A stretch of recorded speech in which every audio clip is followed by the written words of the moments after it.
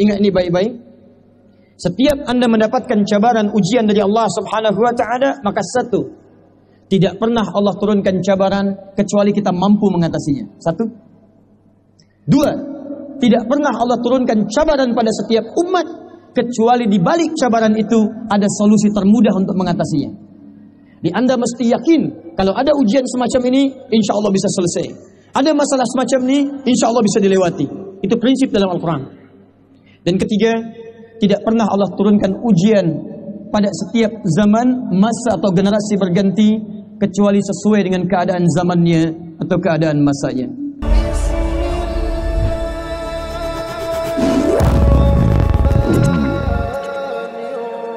Kalau Allah Subhanahu wa taala menurunkan cabaran pada kita, maka dengan cabaran itu, dengan ujian itu, Allah hendak menguji kita semua. Siapa di antara kita semua yang bisa meningkatkan amal saleh dengan hadirnya cabaran itu? Maka dikuatkan dari Quran surah ke-67 dari ayat kedua sampai dengan ayat ketiganya. Perhatikan kalimat Allah Subhanahu wa taala setelah membuka dengan kalimat tabarakalladzi biyadihil mulku wa huwa ala kulli syai'in qadir. Perhatikan kalimatnya, huwallazi khalaqal mauta wal haya liyabluwakum ayyukum ahsanu amala. Satu. Dialah Allah yang mencipta kehidupan. Dialah Allah yang mencipta bahkan kematian. Apa tujuan ujian kematian dan kehidupan itu? Tiada lain liyabluwakum ayyukum ahsanu amala. Dengan didatangkannya kehidupan itu dan segala aktivitas kita saat hidup, juga dengan kematian yang menghadapi setiap manusia akan kembali kepada Allah. Perhatikan kalimat Qur'annya, liyabluwakum ayyukum ahsanu amala. Dengan semua ketentuan Allah itu, Allah hendak menguji siapa di antara kita yang bisa meningkatkan amalnya di hadapan Allah Subhanahu wa taala. Jadi mohon maaf jika ada di antara kita mendapatkan satu ujian berupa musibah misalnya. Sakitkah itu? Ataukah ada kecelakaan menimpa? Atau ada kesenangan yang dirasakan bertambah harta, bertambah jabatan atau kedudukan? Atau bahkan mohon maaf bertambah amal saleh kita di hadapan Allah Subhanahu wa taala? Tiada lain semua itu adalah ujian dari Allah Subhanahu wa taala untuk menguji setiap kita apakah dengan cabaran itu meningkat amal saleh kita di hadapan Allah Subhanahu wa taala. Apakah saat sakit Anda bisa mengucapkan kalimat istighfar?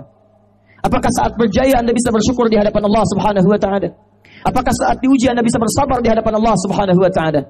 Maaf, bagaimana Anda bisa diketahui meningkat amal salehnya jika tidak diberikan ujian kepada Anda? Bagaimana Allah bisa mendengar istighfar Anda kalau tidak diberikan ujian dalam hidup Anda? Bagaimana Allah bisa melihat syukur Anda kalau tidak diberikan ujian berupa harta kepada Anda seluruhnya? Jadi kalau ada seseorang diuji tidak meningkat amal salehnya, maka ada yang belum lulus dalam ujiannya di hadapan Allah Subhanahu wa taala. Satu. Dua, saya agak cepat. Allah memberikan ujian kepada kita. Cabaran-cabaran diturunkan dalam hidup kita. Ternyata Masya Allah, dengan cabaran itu Allah hendak menghantarkan kita ke surga terbaiknya. Karena mustahil kata Al-Quran, seorang hamba bisa masuk ke dalam surga jika tidak diawali dengan cabaran-cabaran dalam kehidupannya. Quran surah kedua Al-Baqarah ayat 214, paling kanan sebelah bawah di mushafnya. Kita baca ayatnya, kemudian kita sandingkan dengan Quran surah kedua Al-Baqarah ayat 155 dengan detailnya. Lalu kita lihat saat kita memasuki surga dan disebutkan dengan kalimat itu di Quran surah ke-13 ayat ke-24-nya. Perhatikan kalimat Qurannya surah kedua Al-Baqarah ayat 214. Am hasibtum an tadkhulul jannata walamma ya'tikum mathalul ladzina khalaw min qablikum massathumul ba'sa wad-dharra wazulzilu hatta yaqula ar-rasul wal ladzina amanu ma'ahu mata nasrullah ala inna nasrallahi qarib. Am hasibtum an tadkhulul jannah, apa Anda duga begitu mudah Anda bisa masuk ke dalam surga? Walamma ya'tikum mathalul ladzina khalaw min qablikum, sementara Allah belum uji, belum Allah cabari kalian seperti umat-umat lalu yang dijamin masuk surga mendapatkan ujian dan cabaran dari Allah Subhanahu wa taala. Perhatikan Sayyidina Bilal bin Rabah radhiyallahu taala anhu. Kata Nabi, beliau ahli surga. Perhatikan Sayyidina Abdurrahman bin Auf radhiyallahu taala anhu. Kata Nabi, beliau ahli surga. Uthman bin Affan ahli surga, Umar bin Khattab ahli surga, Abu Bakar As-Siddiq ahli surga, ridwanullahu alaihim jami'a. Apakah Bilal tidak dicabar? Bilal mendapatkan cabaran yang luar biasa. Apakah Umar tidak mendapatkan ujian? Umar diuji, Abdurrahman bin Auf diuji, Uthman diuji, Abu Bakar diuji. Ternyata semua orang yang ahli surga, kata Allah, mendapatkan cabaran dalam hidupnya untuk mengantarkan dia ke surga dengan cabaran itu. Hadirin, bukankah dengan cabaran itu ada pahala yang diberikan oleh Allah Subhanahu wa taala pada kita? Bukankah kita menambahkan pahala untuk mengantarkan dengan pahala itu ke surga? Perhatikan baik-baik. Ketika cabaran diturunkan dan seorang bersabar dengan cabaran itu, Quran surah kedua ayat 155, paling kiri sebelah atas. وَلَنَبْلُوَنَّكُمْ بِالشَّيْءِ مِنَ الْخَوْفِ وَالْجُوعِ وَنَقْصٍ مِنَ الْأَمْوَالِ وَالْأَنْفُسِ وَالثَّمَرَاتِ وَبَشِّرِ الصَّابِرِينَ. Setiap yang hidup akan kami berikan ujian, cabaran dalam hidupnya, berupa kekhawatiran, kelaparan, berkurangnya harta, ada yang sakit sampai dengan yang wafat, bahkan ada yang hasil kerja kerasnya dirampas oleh orang lain. Apa tujuan dari semua itu? Wabashiris sabirin. Kami turunkan berbagai cabaran itu untuk menguji siapa yang mendapatkan kabar gembira saat ia bersabar dengan cabaran itu. Apa tujuan Allah mendapatkan sabar dari hamba yang dicabar itu? Perhatikan Quran surah ke-13 ayat ke-24. Saat Anda insya Allah memasuki surga, kemudian mengajak orang tua Anda, pasangan-pasangan Anda, anak-anak keturunan Anda, disambut oleh para malaikat di pintu surga, kalimat pertama yang mereka ucapkan, Salamun alaikum bima sabartum. Salamun alaikum bima sabartum. Selamat Pak C, selamat Mak C, selamat Tuan dan Puan, selamat untuk keluarga besar, silakan masuk surga karena Anda telah bersabar ketika diberikan cabaran saat di dunia. Kalimat malaikat ketika menyambut Anda di surga, itu kalimat ucapan selamat karena Anda bisa bersabar menghadapi cabaran di muka bumi ini. Jadi ketika Allah menguji Anda lewat cabaran, itu sesungguhnya bukan ingin merendahkan Anda, bukan ingin membuat Anda sulit dalam kehidupan. Sebaliknya, ketika Allah memberikan cabaran bagi kehidupan kita, sesungguhnya Allah sedang mempercepat jalan kita ke surga. Boleh unjuk tangan siapa yang mau masuk surga? Masya Allah. Inilah orang-orang yang mau dicabar oleh Allah Subhanahu wa ta'ala. Tayyib. Coba pilih dua ya. Satu, tidak ada cabaran, hidup Anda tanpa cabaran, tapi tidak masuk surga. Yang kedua, hidup penuh dengan cabaran dan bisa masuk surga. Tidak ada pilihan kedua dan tidak usah ngotot untuk memilihnya. Satu atau dua, hidup tanpa cabaran tapi tidak masuk surga, atau hidup penuh cabaran dan bisa masuk surga. Satu atau dua. Alhamdulillah. Karena itu sudah, untuk apa kita mengeluh dalam kehidupan? Ketika Anda diberi sakit, maka boleh jadi dengan sakit itu bisa mengantarkan Anda ke surga. Ada seorang ulama salih, jika beliau ini tidak sakit dalam sepekan, maka beliau menangis terseduh-seduh di hadapan Allah Subhanahu wa ta'ala. Ya Allah, kenapa hamba ini tak sakit dalam sepekan ini?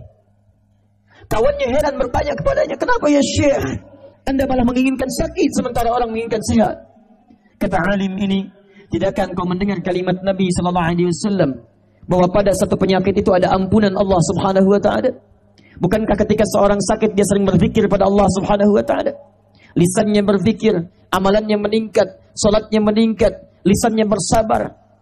Hamba takut kalau sampai sepekan ini tidak ada sakit, hamba takut selama sepekan berbuat dosa dan tidak diampuni oleh Allah Subhanahu wa ta'ala. Perhatikan, ada ulama diberikan sakit, dia bersyukur kepada Allah Subhanahu wa ta'ala. Jadi konsep yang kedua, fitrah yang kedua, tujuan Allah menurunkan cabaran bagi kehidupan manusia selain untuk membangkitkan amal soleh kita, juga untuk cepat memantarkan kita ke surga insyaAllah. Bisa dipahami sampai sini? Tayyib. Apa firman Allah dalam Quran ketika Nabi Yunus meminta selamatkan dari ikan paus? Wa dhannuni idh dhahaba mughadiba wa dhanna an lan naqdira alayhi. Perhatikan kalimatnya. Fanada fi dhulumati an la ilaha illa anta subhanaka inni kuntu minadh dhalimin. Fastajabna. Kami kabulkan doanya, kami selamatkan ia. Perhatikan ujung ayatnya. Allah tidak cakap, tidak firmankan kami hanya selamatkan Yunus, tidak. Wa kadzalika nunjil mu'minin. Maka kami pun akan selamatkan orang-orang beriman yang punya persoalan serupa. Apa persoalan serupanya? Ghamam. Ghamam itu mohon maaf. Wa najjaynahu minal ghammi. Dia masuk ke perut ikan paus, tapi ketika Allah berikan kalimat selamat, selamatnya bukan dikeluarkan dari ikan paus, bukan. Allah sampaikan di Quran, kami keluarkan dia dari awan gelap, mendung yang menyelimuti. Padahal dia masuk ke perut ikan paus.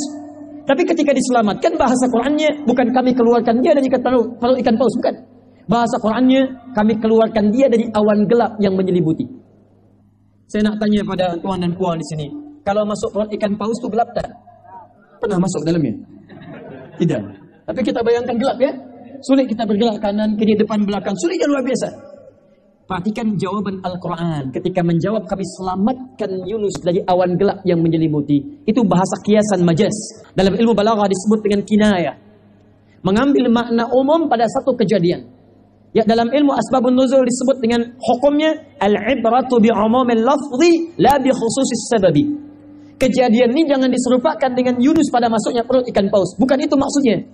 Maksudnya akan ada lagi di masa depan yang punya kesulitan seperti diliputi awan gelap yang mendung luar biasa. Seperti halnya Nabi Yunus masuk ke dalam perut ikan paus.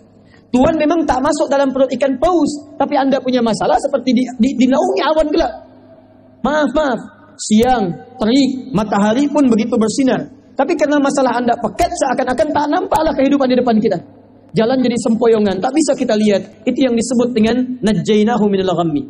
Perhatikan ujung ayatnya. Jika ada orang punya masalah serupa dengan itu, baik di pekerjaan, di rumah tangga dia mau berpikir seperti Yunus, wa kadzalika nunjil mu'minin. Kami akan selamatkan dia seperti kami selamatkan Yunus di masa lalu. Jadi kalau ada ujian di masa lalu ditampilkan dalam Al-Quran, bukan sekedar jadi kisah dongeng belaka yang kita simak ceritanya, bukan. Tapi itu petunjuk bagi kita di masa kini. Kalau punya persoalan serupa, maka amalkan amalan-amalan umat di masa lalu.